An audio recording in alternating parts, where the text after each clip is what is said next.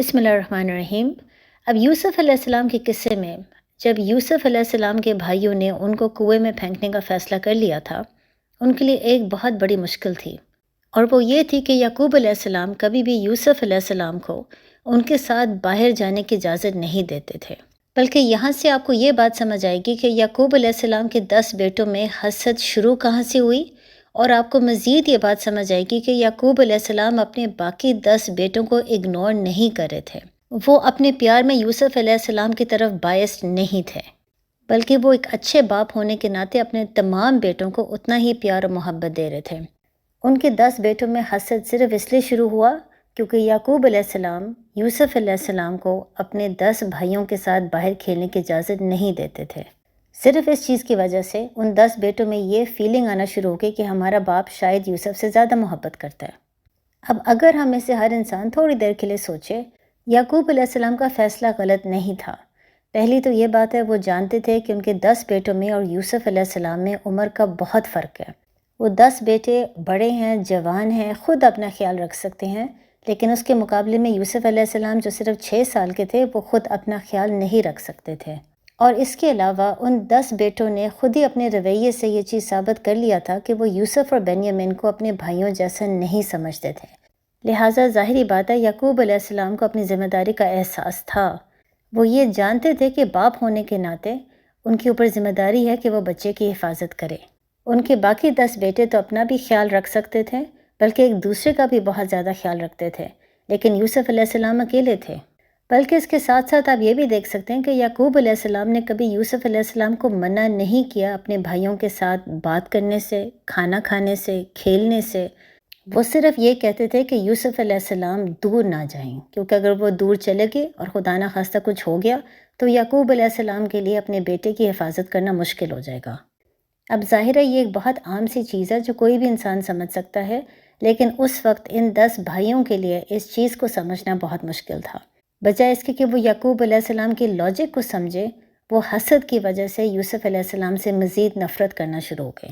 اب اس کے بعد آپ دیکھ سکتے ہیں کہ جب ان 10 بھائیوں نے پلان بنا لیا تھا کہ وہ یوسف علیہ السلام کو کنویں میں پھینکیں گے، تو وہ سب سے پہلے اپنے باپ یعقوب علیہ السلام کے پاس گئے اجازت لینے کے لیے کہ وہ یوسف کو باہر لے جائے کھلانے کے لیے۔ بلکہ سورہ یوسف آیت 12 میں آپ یہ دیکھ سکتے ہیں کہ وہ 10 بیٹے یعقوب علیہ السلام سے کہتے ہیں کہ وہ یوسف کو باہر لے کے جانا چاہتے ہیں تاکہ یوسف علیہ السلام کھیلے اور وہ 10 بھائی یوسف علیہ السلام کی حفاظت کریں۔ یعنی وہ ایک دفعہ یہ نہیں کہتے کہ ہم یوسف علیہ السلام کے ساتھ باہر جا کے کھیلنا چاہتے ہیں۔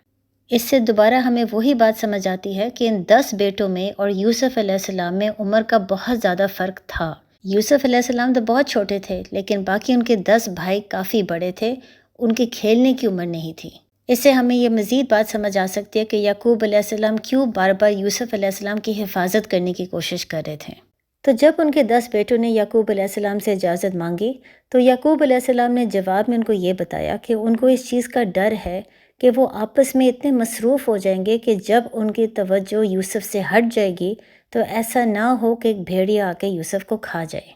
اب آخر ان 10 بیٹوں نے یعقوب علیہ السلام کو سمجھا دیا کہ وہ ایک بہت بڑی جماعت ہے، بہت طاقتور لوگ ہیں، یہ ہو نہیں سکتا کہ ایک بھیڑیا آ کے یوسف کو کھا جائے، وہ لازماً یوسف علیہ السلام کی حفاظت کریں گے۔ پھر آخر یعقوب علیہ السلام نے اپنے 10 بیٹوں پر بھروسہ کیا اور یوسف علیہ السلام کو ان کے ساتھ جانے کی اجازت دی۔ اس سے صاف یہ ظاہر ہوتا ہے کہ اس وقت ان کو اپنی اولاد پر اتنا یقین تھا کہ اگر یوسف علیہ السلام کسی خطرے میں ہے تو وہ لازماً یوسف کی حفاظت کریں گے، خاص طور پہ جب یعقوب علیہ السلام جانتے تھے کہ یوسف علیہ السلام نے اپنی خواب ان کے سامنے بیان نہیں کی۔ یعنی یعقوب علیہ السلام باپ ہونے کے ناطے ان کو سمجھ آ گئی تھی کہ ان کے 10 بیٹوں میں حسد ہے، لیکن یعقوب علیہ السلام نے کبھی یہ نہیں سوچا تھا کہ ان کی حسد اس حد تک چلی جائے گی کہ وہ یوسف علیہ السلام کو جان بوجھ کے نقصان پہنچانے کی کوشش کریں گے، خاص طور پہ جب ان کو ابھی تک یوسف علیہ السلام کے خواب کے بارے میں پتہ ہی نہیں تھا۔ اس سے ہمیں یہ بات سمجھ آ سکتی ہے کہ ان 10 بیٹوں میں حسد تھا، وہ اپنے باپ کے اٹینشن کے پیچھے بہت زیادہ بھاگتے تھے، لیکن اس کا یہ نہیں مطلب کہ وہ برے انسان تھے۔ ظاہر ہے ان کے اندر کوئی نہ کوئی اچھا اخلاق ہوگا جس کی وجہ سے یعقوب علیہ السلام نے اس وقت ان پر اس حد تک بھروسہ کیا کہ یوسف علیہ السلام کو ان کے ساتھ بھیج دیا۔ اس سے ہم دوبارہ وہی بات سیکھ سکتے ہیں کہ ہر انسان اپنے فطرت کے مطابق پیدا ہوا ہے، ہر انسان کے اندر اچھائی ہے،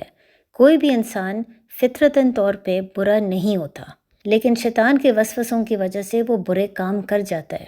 اور پھر برے کام کرنے کے بعد اس کا یہ نہیں مطلب کہ انسان توبہ کر کے دوبارہ اچھا انسان نہیں بن سکتا۔